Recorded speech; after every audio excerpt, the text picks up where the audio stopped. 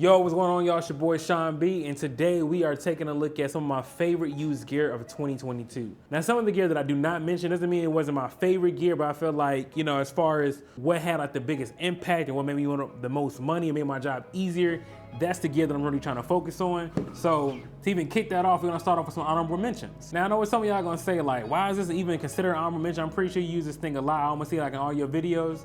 This may be true, but believe it or not, the Mavic Air 2 is not something that I use like all the time. Like, I love this drone.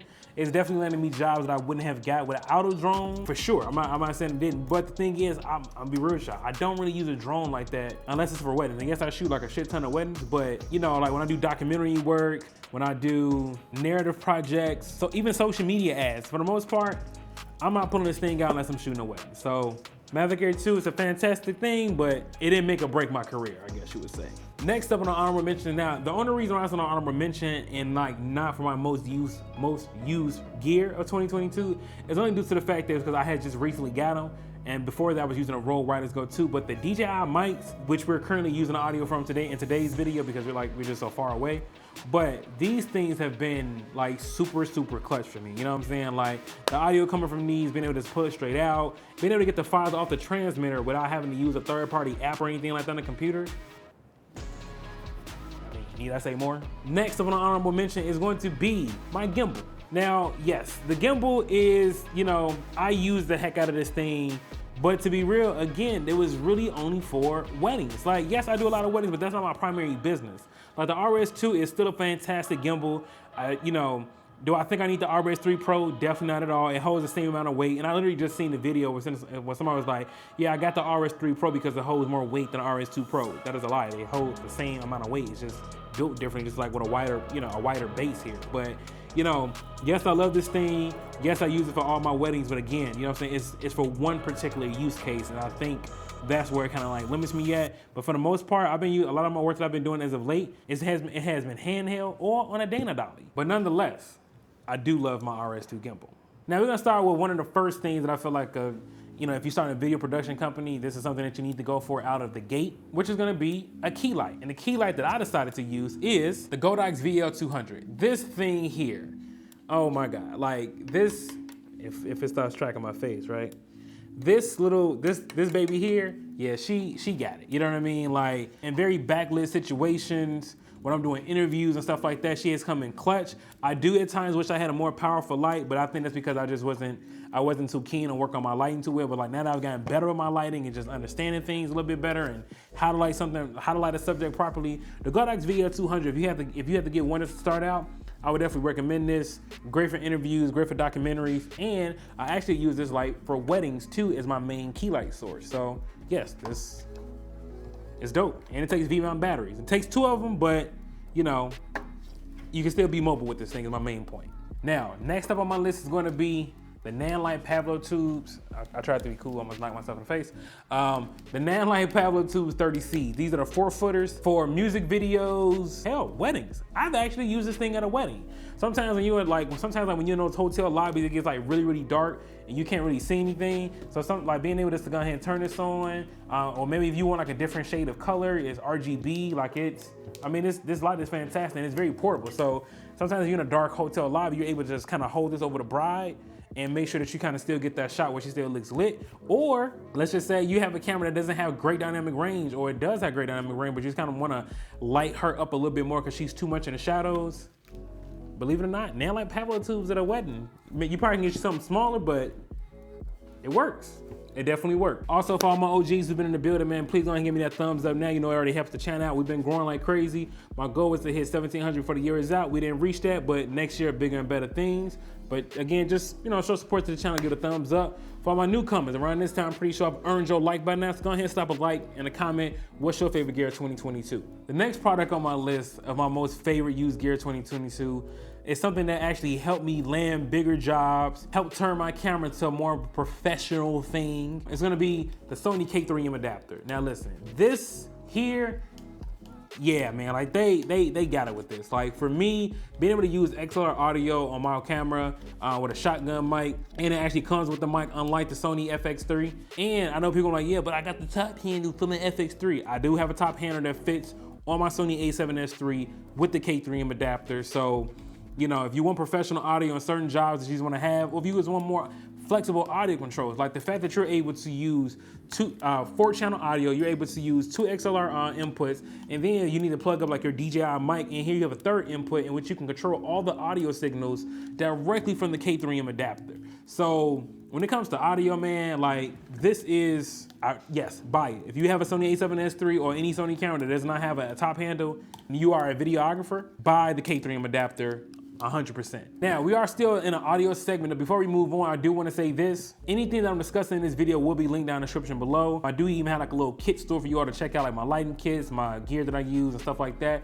But I will make a specific gear page for these specific items that I'm talking about, and you can either check them out either at Amazon or Adorama. I'm affiliated with both, so either one you decide to buy from, it helps me out. Now, continue on with audio is going to be my mic that you all hear me use in every single video. If you like the audio that was coming through from my videos, that is going to be the Rode NTG5. Now, yes, it has a daddy little cover on it because, I don't know, I lost the little other wind muff for it.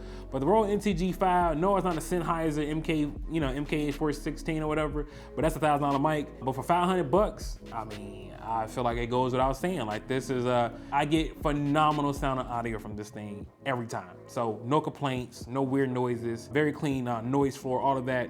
Which is Blunt Gallery. It is our artistic end. It's kind of the extension of all the work that we've done over the years. At our school, they come from very traumatic backgrounds where they may have witnessed death.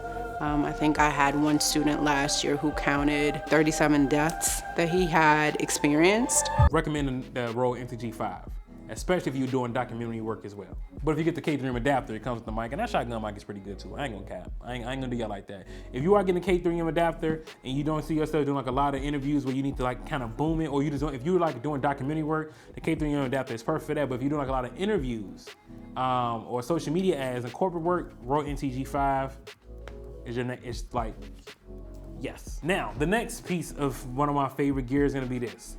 It's, again, we're still on audio, okay? We're still on audio because audio, again, the cameras is obviously like, you know, obviously the Sony a7S III is my most favorite used piece of like camera gear. I mean, it made me the most money. I mean, it's the Sony a7S III.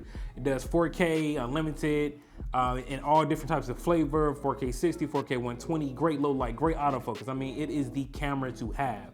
But I feel like we all know this at this point. The Sony a7S III is a phenomenal camera, and I recommend this camera time and time again, especially because you can get this camera as used as low as $2,100. I seen somebody on Facebook Market selling a Sony a7S III with a Sigma 24-70 for $2,100. Fam, why are we talking about an FX30? You see what I'm saying? Like, stop it. Like I said, sticking with audio, right? It's gonna be the Tascam X8. This thing here, I love the Tascam X8 because I'm not, you know, listen, with weddings, I was dealing with audio issues a lot. And that's mainly because one, the H4n Pro, I didn't know how to switch it from line to mic level. So sometimes I get my audio back really, really hot. And then with the H1n, it's a great recorder as well. And I still use it sometimes for a backup. But you know, sometimes, you know, you kind of just want something cleaner, or if you have a mistake and you need, you know, you just kind of need something to float. See what I did there? And you just kind of want like raw audio. The Tascam X8 delivers 32-bit float audio, 1, 2, 3, 4, 5, 6, 7. Like, it has like 7 different ports for you know, audio that you can plug into. It can be charged by USB-C bank, so if you don't want to use the batteries that, you know what I'm saying, that you have to, you know, use, whatever the case is, right? You can use a USB-C, you can use a 128 gigabyte SD card. You can easily change it from mic to line level. It's easy, the touch screen is very, very responsive.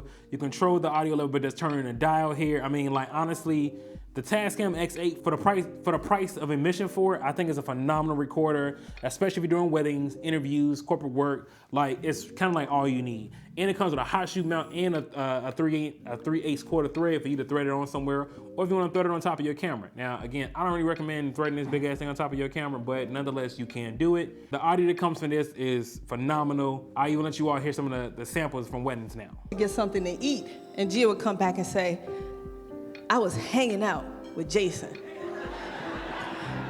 Hanging out. Summer vacations, visiting one another along the way.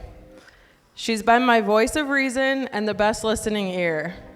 Jordan also has one of the biggest hearts I know. This next thing is gonna be actually kind of like a new favorite of mine. Even though I use the Godox VL200 all the, like very, very often, but sometimes when I'm in very tight corners and very tight rooms, and the light that's currently lighting me right now is gonna be the Falconized 24D RX Mark II, something like that. If I butchered that name, it'll be on the screen. But that light, I love it. Is number one, the first standout feature to me is how portable and lightweight it is. You know what I'm saying? So it's very flat, a very small profile versus something like with a Godox VL200, right? If you're not blasting through like a big old sheet of diffusion, you gotta add like a big ass softbox to kind of get it very, very soft. But this light here with the honeycomb grid, again, it's bicolor. It takes V-mount battery power. It's bicolor, you know what I mean? Like, it is a phenomenal light to have in your kit, especially if you're doing documentary work. I was in a very small apartment not too long ago where I had to kind of interview this lady in her house, and a Godox VL200 would have not fit in there. It just is what it is. But this Falconized did the job perfectly, like perfectly. Now, in regards to lenses, right? We kind of touched on the A7S III a little bit because, I mean, it was nothing else that needed to be said. But these three things give me the most versatility on any job, and that is the Tamron Holy Trinity. You can get all three of these lenses damn near for the price of one GM lens. Now, granted, next year I'm definitely gonna give me the GM 24 to 70 Mark II. But until then, the 17 to 28, the 28 to 75, and the 7180, those are the only three lenses that you need to complete any job, like no cap. Because you get, like, let's just say even if you wanna do interviews, right? You gotta have a 28 to 75 on one lens, then a 7180 on another camera, so you get that compression, and then you get like the wide shot on the 28 to 75. I mean, like, honestly, those three lenses, the Tamron Holy Trinity, best thing you could buy for your Sony A7S III, no lie.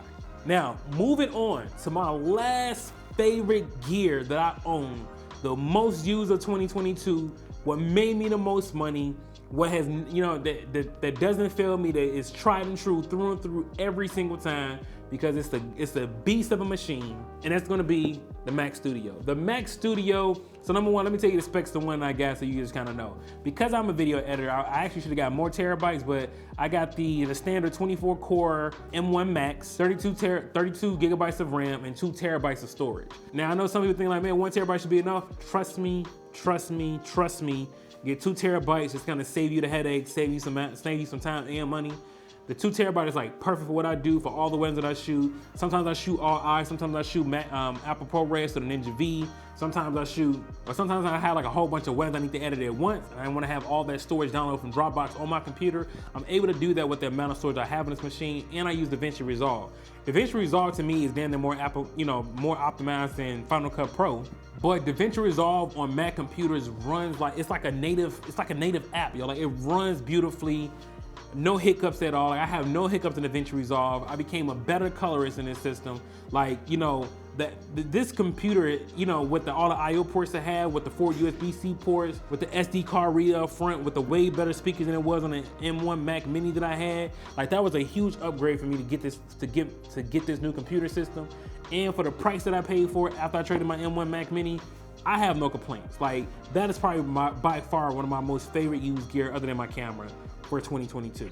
So, with that being said, man, I appreciate y'all for being on this journey with me, man. 2023 is either gonna be better, more bigger projects, more narrative work. I'm definitely trying to get into more narrative projects. So you all need a DP, I'm open. I'm in Chicago and I'm very good at what I do. So, you know what I'm saying? My email is definitely listed in the About page. Please feel free to hit me up. And like I said, anything that you all are very interested in or wanted to purchase, please use the links down in the description below. It definitely helps the channel out, helps me out. And also, before I forget, make sure you follow me on IG at Brookssmedia. That's Brookssmedia with 2 S's. If you want to add the S, you ain't spelling it right. It's your boy Sean B, and I'm out, man. Deuces.